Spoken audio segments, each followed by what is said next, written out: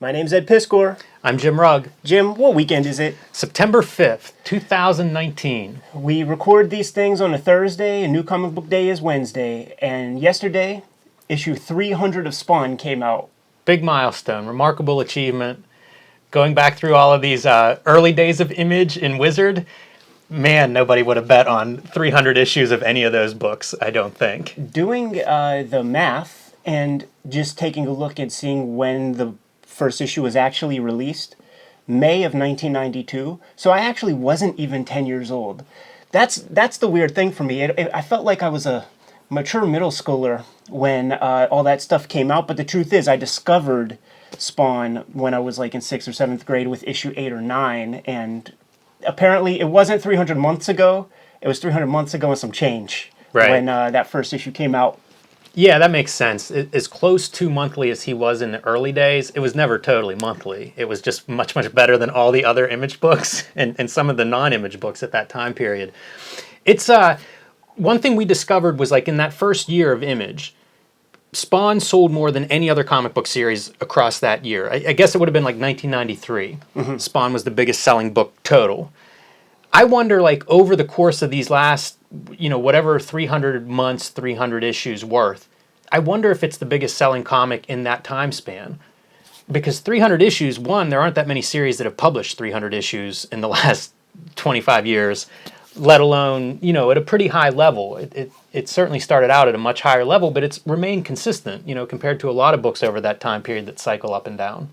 Now, I don't know if this is kayfabe, but there were some numbers in a documentary that came out in the early 2000s, something called like the Devil at Your Heels or something. I think I'm conflating that with a stuntman documentary.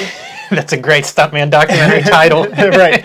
It might be called Devil by the Deed, something like that. But there was a Todd McFarlane documentary from like 2002, 2003, and at that time, there were like little numbers, little stats and metrics that would pop up.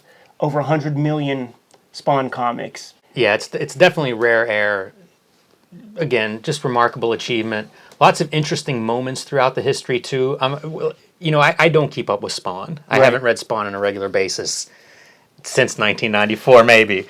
But one of the things that I recently picked up that was really fun is Eric Larson and Todd McFarlane did a run together where they were like passing pages back and forth, and I guess Eric Larson was writing and maybe penciling and doing some inking, and Todd would do some inking and stuff.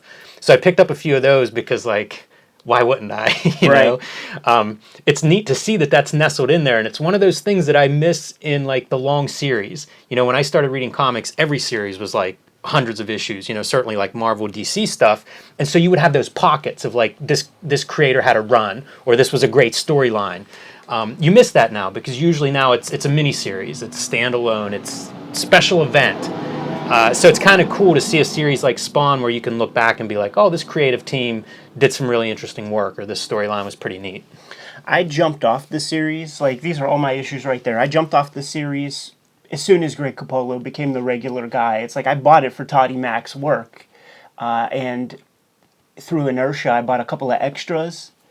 But I saw the difference, even if Todd's hand was the one doing the inking, I saw the difference and I wasn't quite feeling it. So I had to jump ship. But whenever we were doing these Wizard episodes, and just upon my review of some of the stuff, you were saying things like you were kind of like chomping at the bit. Like these Image series were announced, and there was time before the announcement and the actual issues came out. And I wonder if you could expand on some of that, like if you can recall the feeling in the air, because this is where the difference in our age is more interesting. If I'm 9, you're 13 or 14 or something. Yeah, I don't know how I first learned about it, because it's pre-internet. Yeah. And I didn't start, my first Wizard issue has Shaft on the cover. So like at that point I knew about Image and I was excited. I bought it because I wanted to know more. So I don't know where I would have first heard of Image showing up. Something like Comic Scene magazine, like I would get little pieces of stuff here and there, whatever I could find. So it must have been announced in one of those types of things. I was aware for some reason that this was happening. And it was all the guys that I liked. I was definitely trying to keep up with these artists. But I would just find out like, okay, they're going to do this, probably from some magazine or other. And then it's just a waiting game. Like, when's it going to happen? And then you start to see the ads, because there was a lot of like direct mail, like you would order them. There'd be like a page of like Entertainment Monthly or something. I forget what those were, but there were a couple of these companies that would do like comic book mail order, and they would advertise, like we talk about Marvel had some of these advertisements where it was like a Marvel comic, but the page was like, Youngblood and Wildcats and like all these ex-Marvel artists, the pictures at the top of the ad. And so that stuff would whet the appetite because those things would show up before the issues would come out. So I knew they were coming, and it was just a matter of like, get it out here. Like one of the most exciting magazines for me, there was an Amazing Heroes that I got hold of, and it was all the Image guys, including Will Portatio and Chris Claremont. Yeah. And they were going through, and there were like sketches as part of the interview, and it was kind of round table just talking about the characters they were going to do, the books they were going to do. So that was probably the thing where it was like, okay, I'm ready, like bring this stuff out. And it's real funny because I had a rank of like what I wanted to see, who I was excited, very excited for Cyberforce. I was into Mark Silvestri from X-Men and Wolverine. Very low for Eric Larson. Spider-Man, coming from Spider-Man and to Savage Dragon, I was like, this looks dumb. Loved it. Once I got first issue of everything, that one went to the top. But like McFarlane was the guy I was super excited for because he was the best. Like of all those guys, he was the best. And he had taken a hiatus from Spider-Man. So like he was gone for a year, more or less, at least from like newsstand buying or anything new. And then like the next time you hear about him, it's part of Image. It's going to do this book Spawn. You would see like an ad or whatever in a magazine, and it looked, I wanted more of that. I was so excited for that. So that was the one that I was, probably number one on my list and stayed number one for a while. Like I was very excited for Spawns.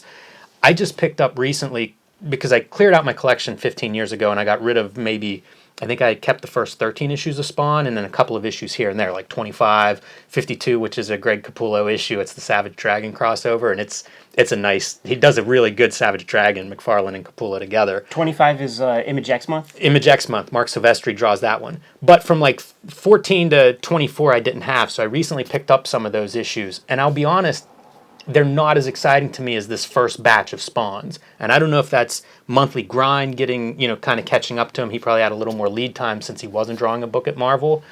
And it could be that he was starting to sort of branch out because we're going to find out around issue 20 or so, 19 or 20, we start to see the first mention of Todd McFarlane toys.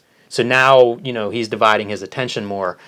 So it seems like that maybe that visual enthusiasm goes down a notch in the later McFarlane issues of Spawn towards the end of his initial run. I was taking a look at a bunch of later issues because by the Silvestri issue, like I'm sort of done at that point. I think Greg Capullo comes on maybe directly after. Yeah, so very soon. Yeah, so it was over for me, but he's like the series, the linchpins for like issue 200 and stuff like that it's still Billy Kincaid demon Spawn things is showing up and like overkill severed heads and so they're still pulling from mythology. All the earliest material. You're on the record on the channel many times, man, for talking about like that bursting of ideas early on in the series, and I think that's what's illustrated in those early dozen issues. There's a lot of interesting concepts, interesting ideas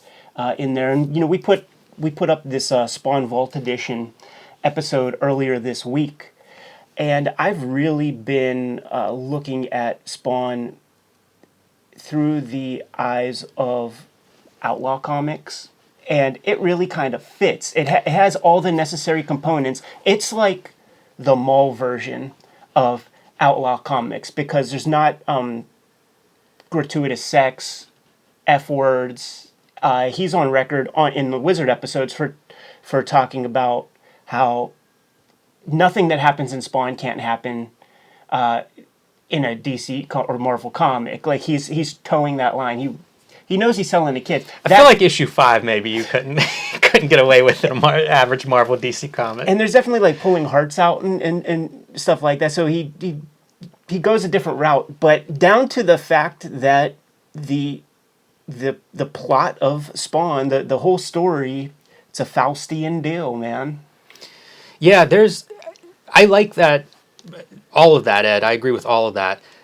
It's interesting to me to think of like this must have been the coolest comic for a 10-year-old. You talk about discovering that at that age, like would have been mine. Like everything I would have loved would have been in there. And I can remember I would read all these interviews before the issues would come out, before the series started, just trying to soak it up. And he would talk about, the villains are sort of how you define your heroes. And so what's a bigger, better villain than the devil? Right. It's really great. And I think those first 12 issues, they are bursting with ideas. Bringing in those different writers was pretty amazing and revolutionary, the list that he was able to do, like 8 through 12.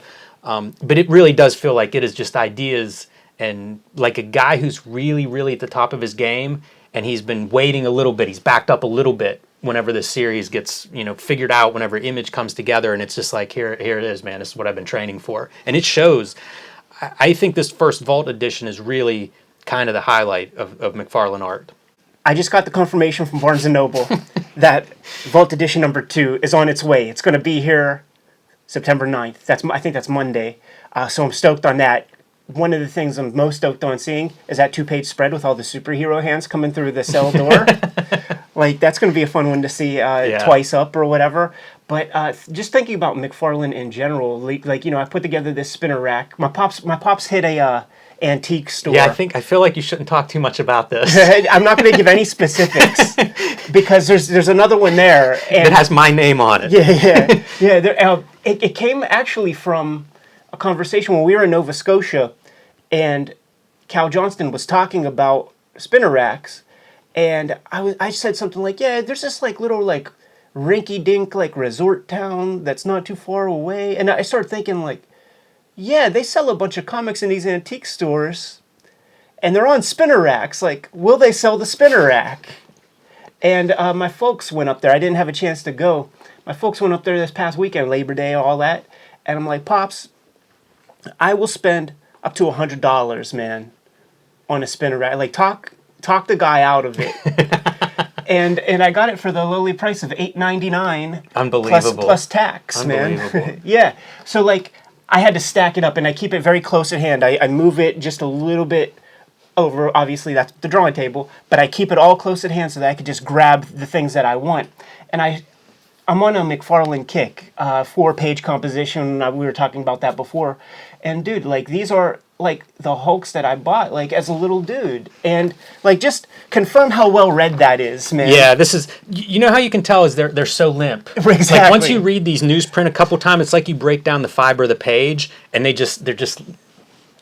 it's so soft. I got that at the drugstore, and the ones that aren't here are not here because they died. Like, yes. they were read far beyond this. I kept this one good because my name's Ed, my brother's name is Bob, and there's a sequence with these farmers named Ed and Bob gets eaten by the man bull, and I would just tease my brother relentlessly, like, look, man, he's named after you, and he got eaten. So good. But I show that off just to illustrate that I was following Todd McFarlane since kindergarten, and I followed him through Spider-Man. Now, those Spider-Man comics were so bombastic to me. I carried those things around, and they turned to tatters. Like, I don't even have any of those anymore because they got ripped to shreds. There's some really good ones. You know what's a good run in those is the Morbius story. There's like a 2-issue Morbius story, I think around issue 13, 14 maybe. I have those. Beautiful. I have all of my Spawn. I mean, the Ghost Rider Spider-Man stuff Volume is really 2. nice in those. He's such a capitalist because he's just like, who are the most popular characters right now? I'll put Ghost Rider in there. I'll put Wolverine in there. I'll put X-Force in there. They're just It's a great issue. The X-Force issue is so good. In landscape format. Now, all of that stuff, Hulk, Amazing Spider-Man, and Spider-Man, I picked those things up religiously. That's when I started like noticing names in comics in a major way. And I'm like, well, I'll buy anything by this Todd McFarlane guy. And then on that last X-Force Spider-Man, it says something like, goodbye, Todd. Spider-Man says that. And then he's doing he does like a little sign-off caption on the, at the end there. And then there's a Todd McFarlane drought for apparently years for me, because he might have taken a year break, but for me, he was done. I had no idea about direct market. It had never even occurred to me to look in the phone book under comics until Ninja Scroll came out, and I actually looked in the phone book for animation, and it said Animation See Comics, and I'm like, there are like 5 stores here in town, are you kidding me? Are you kidding me? Yeah. And I had to run out and go get that stuff, man. And then just kind of like backtrack. That's when spawns were kind of more expensive and everything. But I assure you, I picked mine up for a quarter a piece. You know what I'm saying? Like, there's no way I was gonna pay big. I just didn't have that kind of money. But we should not give short shrift to Spawn 8, 9, 10, 11, and I guess 12. Maybe Yeah, just to 11. 9, 10, 11, 12 maybe. 8 is Alan Moore, 9 Neil Gaiman, 10 Sim. 10 Sim, 11 Frank Miller. These are the first comics I read from each of those individuals. That's so wild to me. And you made that great strip about it.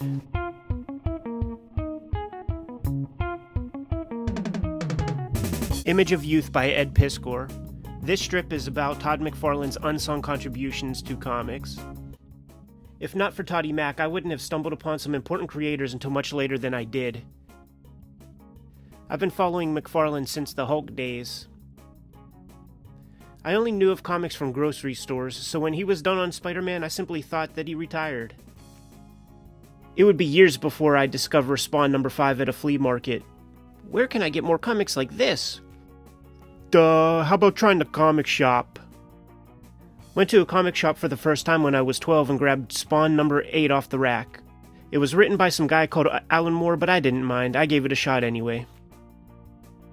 I liked it enough to give this Moore dude another chance. I started to recognize his name on other comics at the shop and at the flea market. First Neil Gaiman comic I read was Spawn number 9. Let's keep things moving, bud. I never heard of Dave Sim until he wrote Spawn number 10. Cerebus comics were on my Christmas list that year. These books must be for smarter people than me. I remember Frank Miller from the documentary Comic Book Confidential, but Spawn number 11 was the first time I read him. I then scooped up Dark Knight Returns as fast as possible. I do confess my 12-year-old sensibilities didn't quite understand the fuss. If this is supposed to be the future, then why's he got a regular gun? I had very high expectations when it came to firearms thanks to the Founding Fathers. The Image Founding Fathers, that is.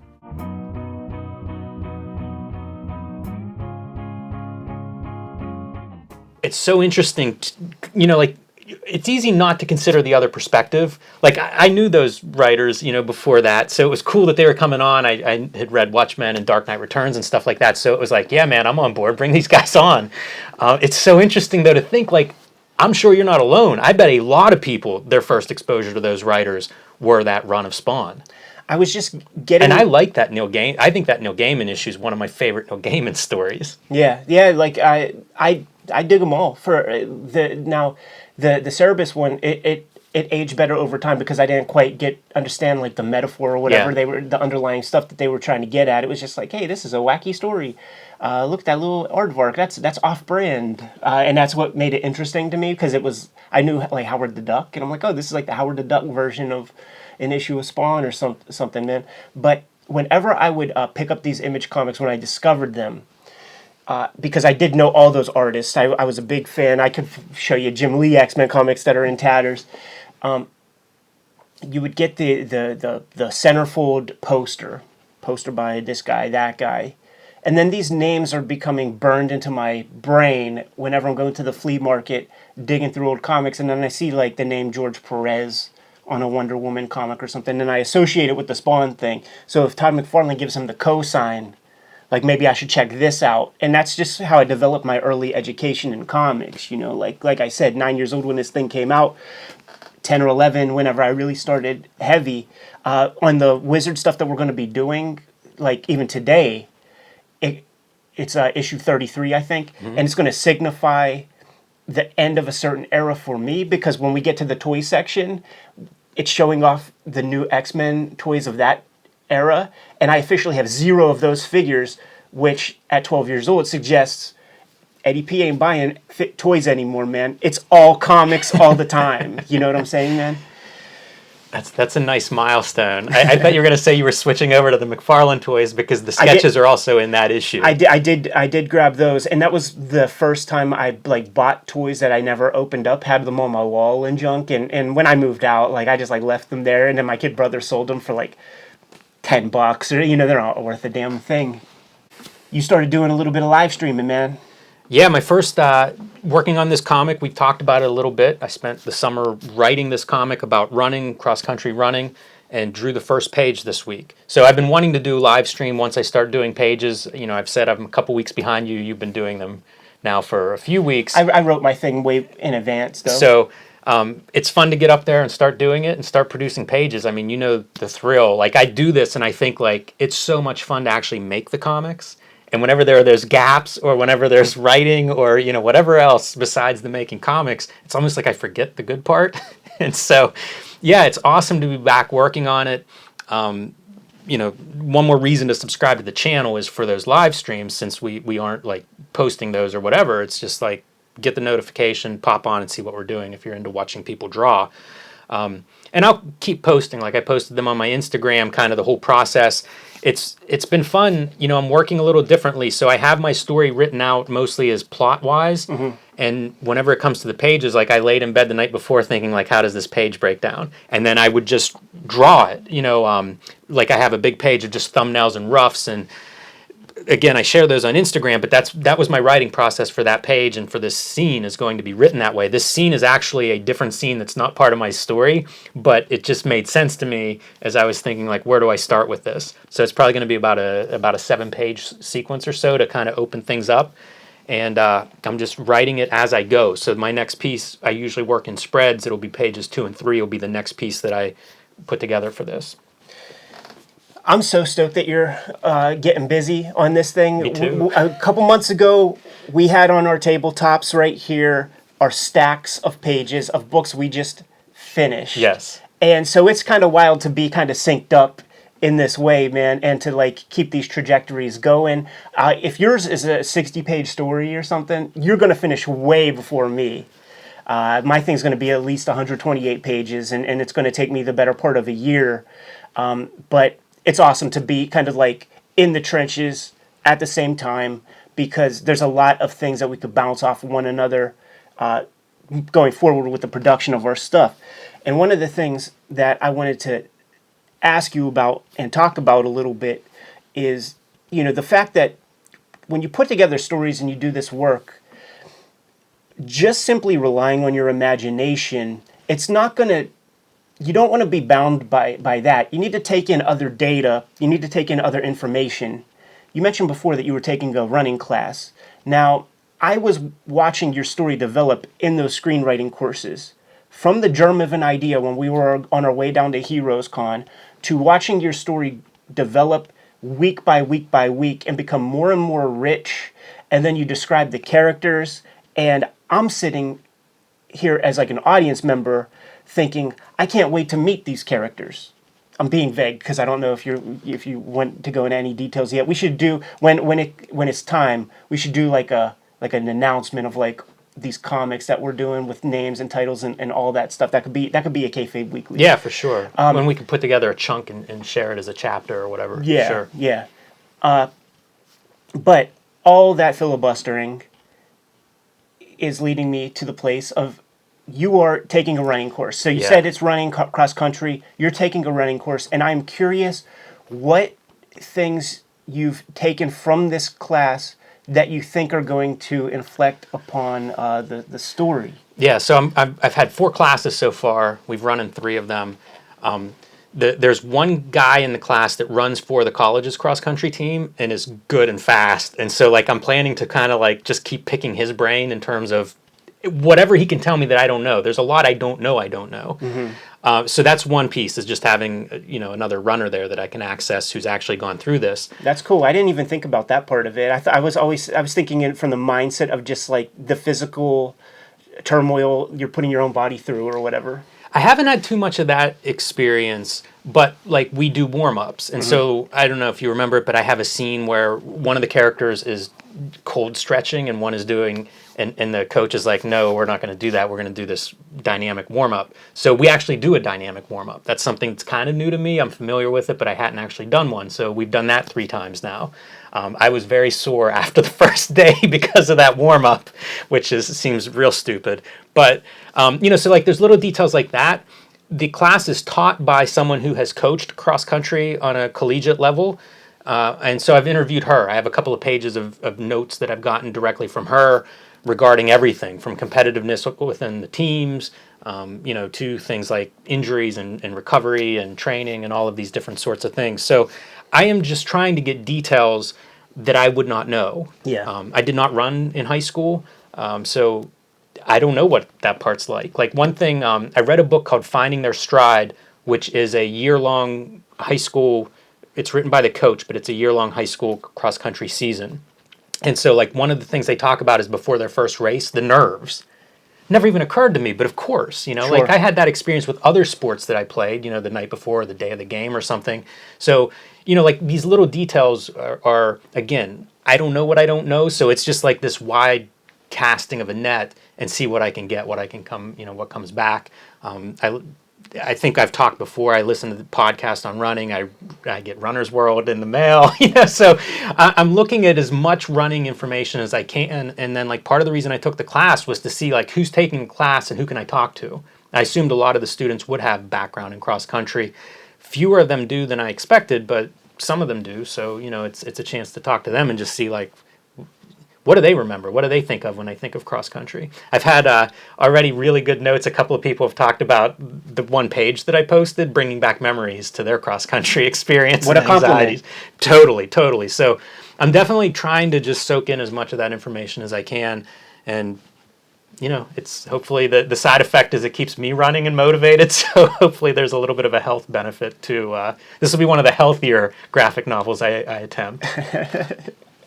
It was fun being an audience member of the live stream to just see how it works for like the Kayfabers. Like I was picking up some mail from Mom's house, and I got like a little buzz in my Nice. pocket, and it's like Jim Rugg has gone live, or Jim is inking page 1 of something, and I'm like, bet. Like, so that's how it works, man. You get a little buzz. Yes. And then there it is, man. That was fun. I want to keep this conversation flowing, but regarding the live stream, can we just call out some of the super chatters real quick? Yeah, who've been please. pledging some loot to the channel. So over the past week, we had Greg Giordano, Dan Miner, Adam Brooks, and once again, Massive Panda. Massive Panda has been pledging super chats basically every week. And I don't single you out in order to like try to pressure you into keep doing that. I'm just saying it was a very nice thing, man. Yeah, I appreciate all the super chatters and everybody that shows up. It's really cool, man. It's a good conversation. It's one of the first times I've done something like this, and it's great. I like the questions that come in. I like the conversation, the back and forth, all of that. So thank you for popping up in that first one. And like I said, I hope to do many more. The other piece that's real fun too is the fact that there are a lot of makers who dig the channel, and the next part, like when you tear the stream down, what you do is you go on Instagram and you go into your stories, like you go into your DMs or whatever, and you could see whenever people tag you, and you find that there are dozens of people who are just drawing at the exact same time with the stream up, interacting with the chat. It's this like very focused, creative energy that keeps me in the drawing chair, like I can very feel that. comfortably. I realized whenever I had mine that I did not move. You should get up and move around every hour or so, maybe every 45 minutes. And I was there for a couple hours without moving and realized, like, okay, you gotta get up and stretch the legs a little bit. Yeah, especially if you're doing running classes and junk like that, man. Because like I did a couple of streams where somebody even mentioned, like, were we really all sitting here for 4 hours? And I'm like, oh no, because not only was it 4 hours, I just inked one figure. Yes. A giant figure, which took up a third of the page. But a third of the page, that means I have 8 more hours of inking left to do, man. And personally, with the comic I'm working on, page 7, finished this week. I just did 2 pages since our last Kayfabe Weekly. But here's the thing. Those were 2-panel pages. And when we wrapped up our Kayfabe session last Thursday, and I uploaded the weekly that night, and I had Friday, Saturday, Sunday, all the way up to today, I was thinking like, man, I might get 4 pages done this week because I just have some 2-panel pages. But what I ended up doing was taking the imagery of those pages, because there's like a lot of stuff going on these pages outside of the illustration. You guys will see whenever I post up the complete pages. But I took the image area and just blew it up as big as I could on a piece of 11 by 17 paper so I could get all kinds of like little noodling in there. That makes sense. And those images are super detailed, and I never even thought that might have happened. Yeah. I think it was necessary because it's the first clues into like where this comic is going with stuff. I couldn't even share the complete panel yet. I wasn't comfortable doing that yet because I think it would totally give up the ghost. And I want to like kind of announce things before like you see like these very important like plot segments. Yeah, I won't give away anything, but it makes perfect sense because it is a slightly different perspective the reader has for these images. So I think that's I was curious what you would do to create some kind of visual uniqueness to this part, and blowing it up, like shrinking it at a different size makes sense. I do love like this kind of stuff where it's like visual inventiveness and like how do you figure this stuff out, and that's where a lot of this excitement comes from because it is the chance to be creative. So that's a pretty good idea for those pages. Nice results too. I have seen them. Yeah, thanks, man. As we build these comics, it's really a fun puzzle to solve as you get to know your characters. So you put one panel together after the other, and you're making these decisions that are solidifying these characters as true characters. You're creating personalities, and the things that they're saying, hopefully, if you're doing it right, are unique to this character, and it creates some congruence behind, some congruity behind the character, and they kind of like, not only are you watching the imagery develop before your eyes, but these characters are becoming a little bit more realized. And that is, it's creating a form of, I guess, positive anxiety in me. And I say, I guess, because it's not bad feelings, but I am getting less sleep because I'm thinking about this so much, and my mind keeps going places, and I keep making notes. So, like, for my own physical well-being, I don't know that it's a great thing, but it's fun. It's extremely fun, page after page, like whittling this thing and turning this idea that I've had for years, like, into an actual fully realized world. Now you're doing this comic, running is involved, and you could take these kinds of classes. My comic, that's the other cool thing. We're doing far different kinds of comics. We are running a spectrum. That is true. Of comics like history or language or whatever you want to call it, subject matter for sure. And there's, in a perfect world, there's 0 people I could talk to about the richness of this thing. Right. So I have to rely on pop culture. I have to rely on fiction. I have to rely on imaginative, creepy stuff that has been out there in the wild that I can kind of latch onto for inspiration and whatnot. And I've happened upon a term that how should I? There was a literary fad. Now, years ago, I think we really started this conversation about like outlaw comics and stuff a while back. We've always associated Faust, The Crow, stuff like, I guess, Cry for Dawn. Like these comics, we put them in a box. Like I remember putting a Instagram post out there and saying like, these are all related and they should be called something, but what should it be called? And then you found that indie magazine where David Quinn, the writer of Faust, described these kinds of comics as outlaw comics. But if there was a greater kind of literary fad that took place in the 80s, and I've just discovered all this stuff by way of Tim Vigil and his work on Rex Miller's Chain Gang. I'm looking at this name, Rex Miller. Is that a character in this thing? Yeah. Who's this Rex Miller? Now, Chain Gang was actually a novel, and it was like the second or third novel of the Chain Gang series. First one called Slob, second one called Frenzy. And it was a part of this tradition, for lack of a better term. We'll call it fad because it was really a tongue-in-cheek nomenclature called Splatterpunk. Have you ever heard this term? Yes. So, like, you think about the movies in the VHS gore movies, guinea pig movies, But then you think of like Clive Barker. This Rex Miller guy has many books, and that it's carnography or something. It's meat. It's decimation of human flesh. You could put Rambo First Blood, like you could put First Blood into the splatterpunk genre, but it's tongue in cheek, kind of like making fun of the cyberpunk thing. So this is the rabbit hole that I've now been going through because I just typed in Rex Miller, like why does this guy get top billing? And then I find out that he's a writer, Right. and these books exist. So I have those coming to me. They didn't come yet, so I can't show them off on the channel, and I've yet to read the prose. I'm very excited to because the comics don't work at all.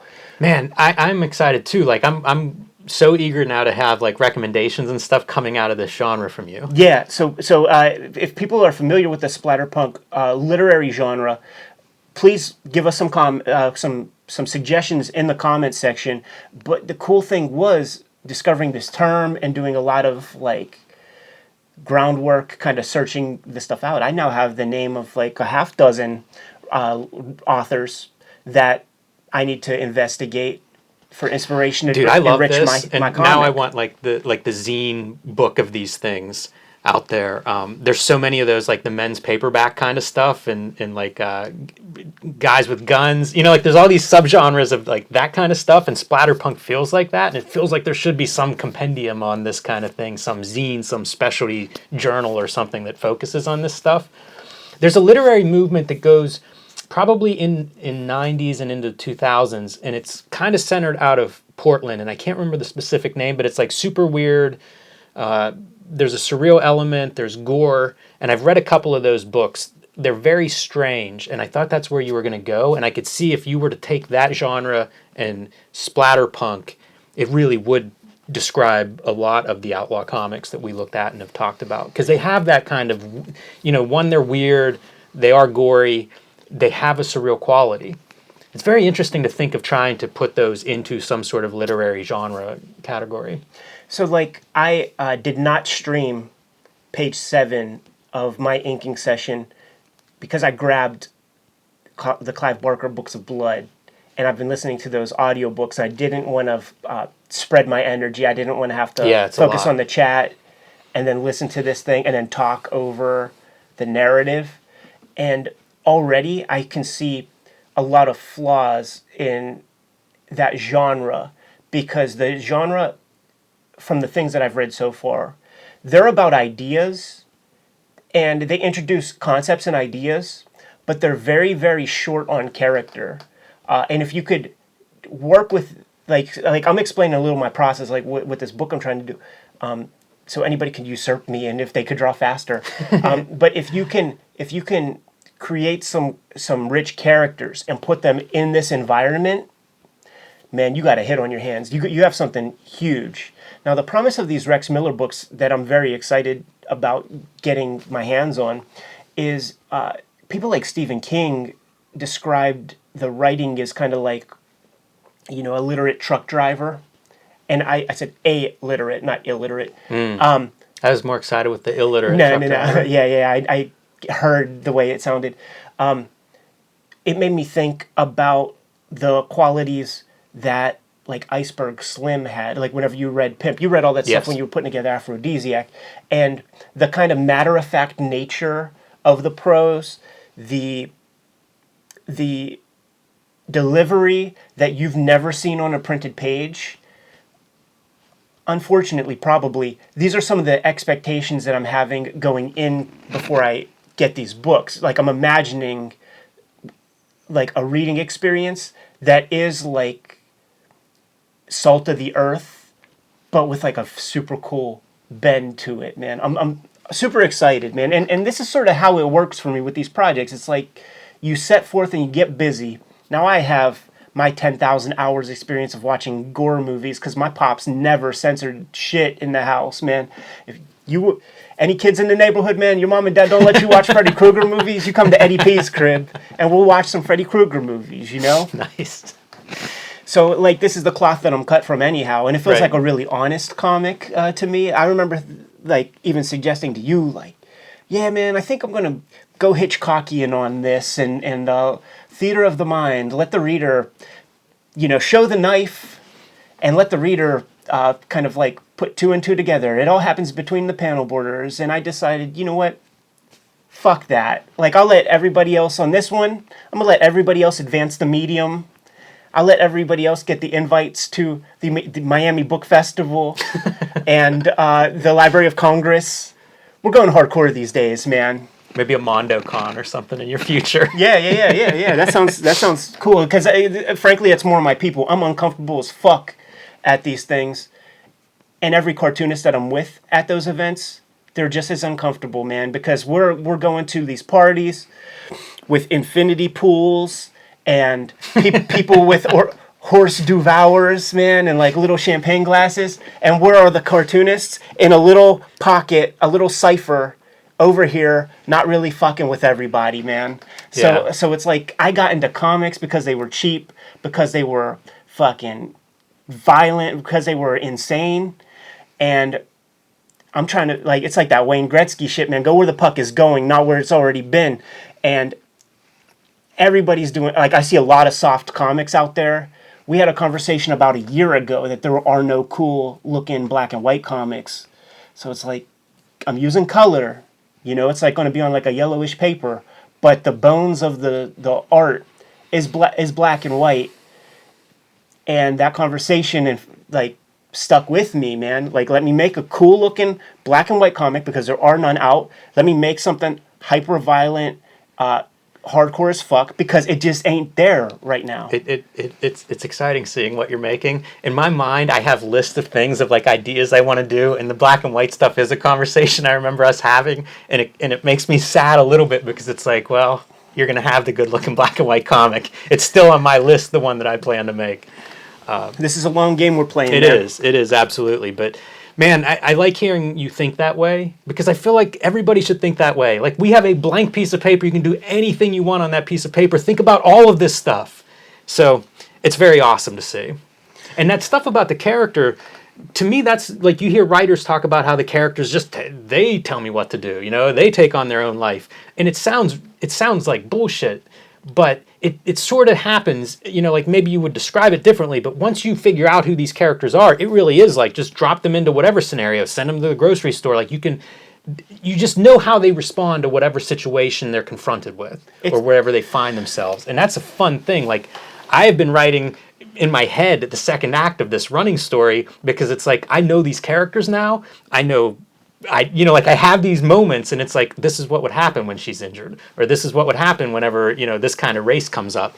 It's kind of like a sculpting or something, you know, like you're trying to figure out who these characters are, and once you do, it moves on to the next piece of that storytelling. That's exactly the experience that I'm having right now. Like the sequence I'm working on now, I need 2 more pages finished before I have like a suitable enough chunk for me to do a reading and like have a video for the channel. It'll give me 9 pages, and it'll be, man, that's gonna be cool to see. It'll be like a very tight sequence of events, but you will discover and you will see it's all opening doors. Like, you're gonna see a couple characters on, you know, for a few pages. You're gonna see a couple other characters for a few pages, and so on. You're not gonna get anything too tight, but just this exercise of really putting a lot of sweat equity into imagining like what they're saying, because the things that they're saying are who they are.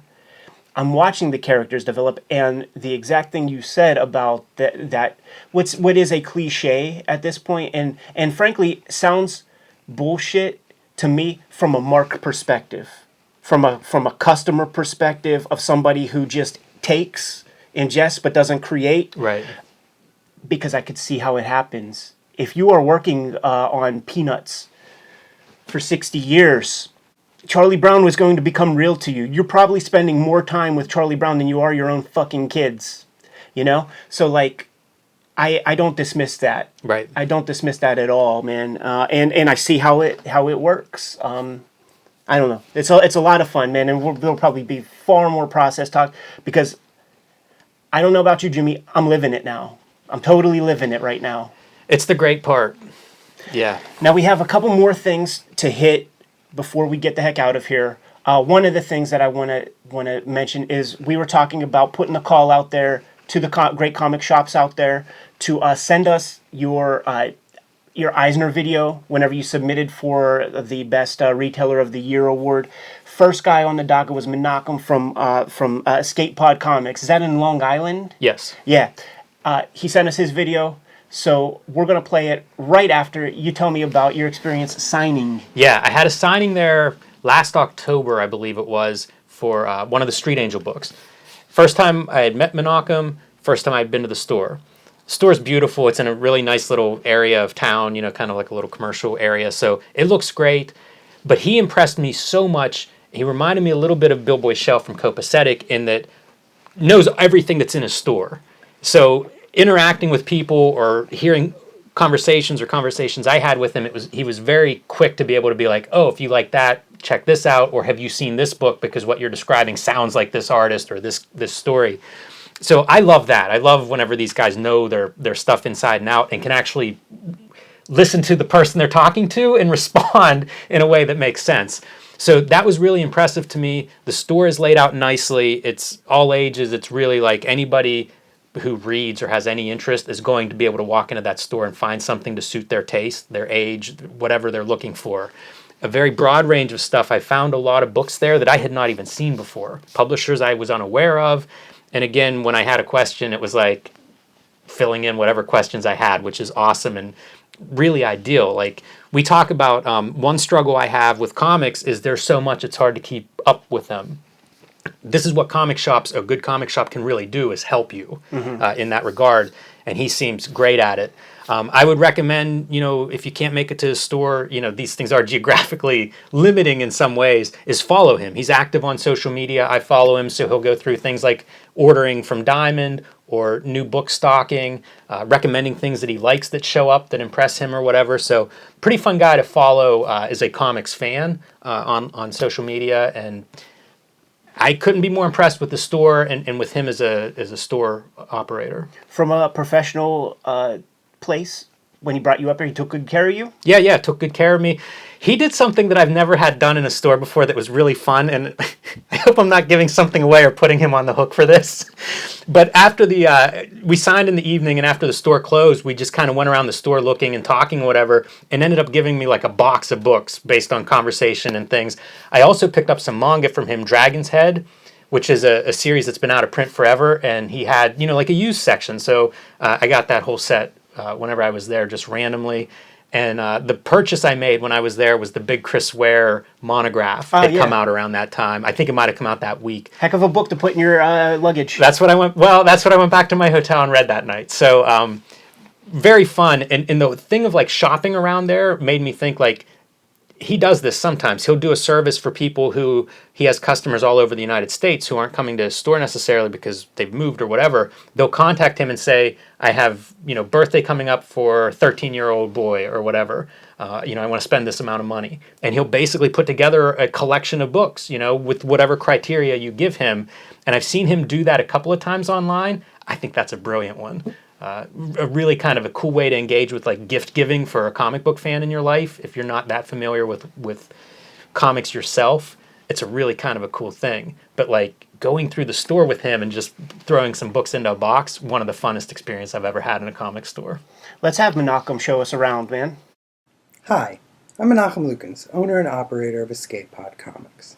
I wanted to say how honored I am to be nominated for the Will Eisner Spirit of Retail Award, because like Eisner, I believe that comics are one of the most versatile forms of communication, education, entertainment, and information that have ever existed. Escape Pod Comics isn't exactly like your average comic shop.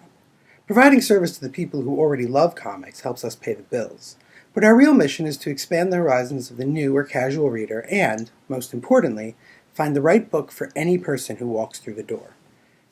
Our location plays a large part in that. On a recent library visit we sponsored, cartoonist Dave Roman told me that, growing up on the island, Huntington was really the only place to go for culture. You had the art theater. I went to my first book signing ever in Huntington. Both the Cinema Arts Center and Book Review, Long Island's largest independent bookstore, are still here, I assured Dave, despite the decades since he lived here. So opening here, in the cultural center of Long Island, where we could attract the most people, whether they'd read a comic before or not, was important. Of equal importance was our kids and young adult section. In the last 10 years, the comic world has been flooded with some of the finest YA fiction and or graphic novels, take your pick, both are true, on the market, and I pride myself in carrying as many of them as we can. The approach is mirrored in the rest of the store, where diversity and selection take precedence over shelf depth of newer comics. Our goal is to be the cozy little bookstore version of a comic shop, where we may not have exactly what you're looking for, but have a wide enough selection and knowledgeable enough staff to help you find something similar. Because at the end of it all, that's the whole point behind our shop. I'm not telling people what to buy or what's a real comic or not. I'm just showing them the wide array available and helping them make their selection in the most informed way they can. I'm not really sure exactly what it takes to win the Spirit of Retail Award, but I know that I spend every moment working at making Escape Pod Comics the kind of shop Will Eisner and all the other proponents for the beauty and strength of this glorious medium would be proud of. Yeah, that joint looks pretty cool, man. And Menachem has been hitting me up for years. Menachem, we just have to get our schedules to jive. That's really it. That's all. X-Men was a grind of like 1,200 days of work in a row, man. But I still want to put the call out there to the other great retailers. Please send us your videos. Let us show off your shop on the Kayfabe channel, man. Playing from a position of offense rather than defense. I want to get the word out about all the cool comic shops in the world. If this becomes a catalog of just the coolest comic shops in the world, that's a fun project. Like the Wizard thing is a project to me, and highlighting and actually just like getting to rewatch some of those cool videos, that's another project to me, man. Absolutely. One more big piece of business before we get the heck out of here, dude, is the fact that we're going to be at SPX. Coming up soon, man. Coming up soon, like 10 days or something. Yeah, 9 next days, weekend. I think. Yeah, so we are doing a panel there on Saturday, September 14th, from 1 to 2 o'clock in White Oak Room. And I've been thinking about it as Cartoonist Kayfabe indie style. So it's going to be a chance for us to really focus on that component of comics. We've done a few of these things live at different conventions, and I feel like we cater them to where we're at and hopefully what crowd is there. And so the Small Press Expo show we've been going to for a long time should be a very, very fun conversation. They're celebrating their 25th anniversary, and I think I've been to 15 or 16 of them. Yeah. I've been to this show more than any other show, I'm confident. So you're going to have a table set up for the entire festival. Yes, when I'm there. Will you be is it at the Ad House table or no? It'll be next to Ad House. Okay. And I'll be doing signings at the Fantagraphics table, but don't be shy about bringing your X-Men comics on by. It's all good. Happy to sign the stuff. The most Sharpies I ever used at an event was when Hip Hop Family Tree 1 first came out. I would have to have about 8 Sharpies a show for years. And I'd like to That's awesome. I'd like to up those numbers, man, maybe hit a 10 Sharpie weekend. That would be pretty freaking cool, but it's going to be different just because I'm doing like 1 hour here, 1 hour there, and the Kayfabe Weekly. That's what my business is going to be, because I'm going to be pulling people away from their table to take them up to the hotel room and to get some shoot interviews and stuff like that. Like that's what I'm there for. I'm there as a guest of the show, but I'm really there surreptitiously in the guise of Kayfabe business. Yeah, and I've started putting together the stuff that I'm bringing.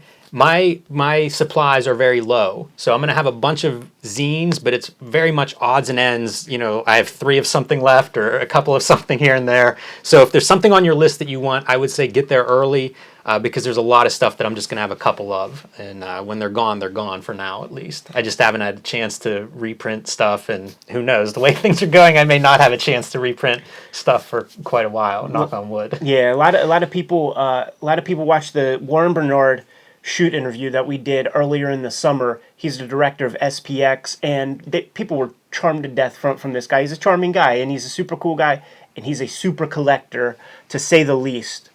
So he runs SPX, and the festival ends on Sunday, but our responsibilities don't end on Sunday, because we're going to get up Monday morning. We're going to head over to his palatial estate, man, and he's going to take us through the catacombs, you know, the Fortress of Solitude, and he's going to show off a good chunk of the collection. The real issue for you and I, probably we'll tackle a lot of this on the way up there, is trying to zero in on like what needs to go under the microscope.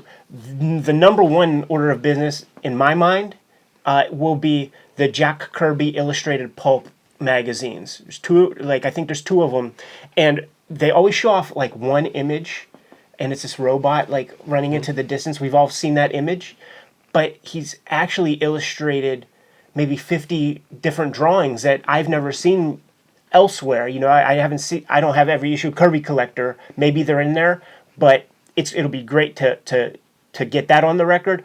Also, the fact that like Atlas or Timely Comics were coming out at that time. There will be ads in there for Human Torch and junk. So it really sells you on like the time period. Like people think that pulps die, comics begin. Wasn't that way at all. You know what I mean? Like there was a tandem there for quite a long time. Right. In fact, there are vestiges. You could go to Barnes and Noble and still see like detective magazines and like little science fiction magazines that come from the pulp era, you know, and those were the lone wolves that survived these past 100 years, dude.